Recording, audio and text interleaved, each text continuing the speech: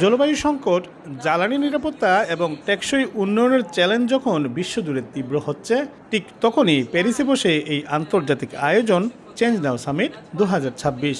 বিশ্বের অন্যতম বৃহৎ এই সম্মেলনে পরিবেশ, সমাজ এবং অর্থনীতির টেকসই উন্নয়নের জন্য বাস্তবসম্মত সমাধান তুলে ধরা হয়।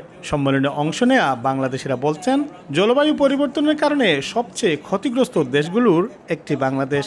তাই আন্তর্জাতিক সংগঠনগুলোর সঙ্গে সমন্বয় করে কাজ করার এখনই সঠিক সময়। গবেষণায় দেখেছি বাংলাদেশ আগামী 15 থেকে 20 বছরে গ্লোবাল ওয়ার্মিং এর মাধ্যমে যে ধরনের এফেক্টেড হবে, সেটা কিন্তু আমাদের অর্থনীতিকে ধসিয়ে দেওয়ার মতন অবস্থা রাখে। সে কারণে বিশ্বের কাছে আমাদেরকে পরিচিত করার জন্য গ্লোবাল ওয়ার্মিং এর একটি এফেক্টেড দেশ হিসাবে এই চেঞ্জ নাও এর কর্মসূচি আছে।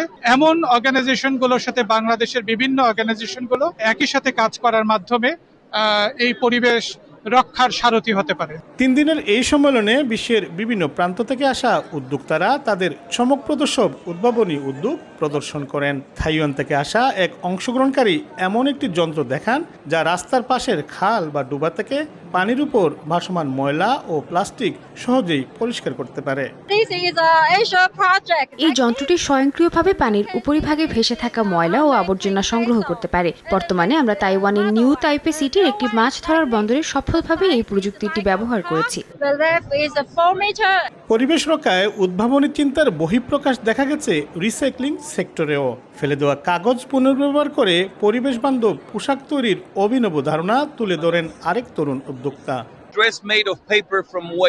আমি আজ এই চমৎকার পোশাকটি আপনাদের সামনে উপস্থাপন করতে পেরে অত্যন্ত আনন্দিত, যা সম্পূর্ণভাবে পরিত্যক্ত কাগজ দিয়ে তৈরি। এটি তৈরি করতে একটি গাছও কাটা হয়নি, বরং ফেলে দেওয়া বাদামি কাগজ পুনর্ব্যবহার করা হয়েছে। বিশেষজ্ঞদের মতে, চেঞ্জ নাও কেবল একটি প্রদর্শনী নয়, এটি একটি বৈশ্বিক প্ল্যাটফর্ম যা বাস্তব জীবনে ইতিবাচক পরিবর্তন আনতে সক্ষম। বিশ্ব যখন জলবায়ু সংকট ও পরিবেশগত নানা চ্যালেঞ্জের মুখোমুখি, তখন চেঞ্জ নেওয়ার মতো এমন সামিট কিছুটা আশার আলো দেখাচ্ছে।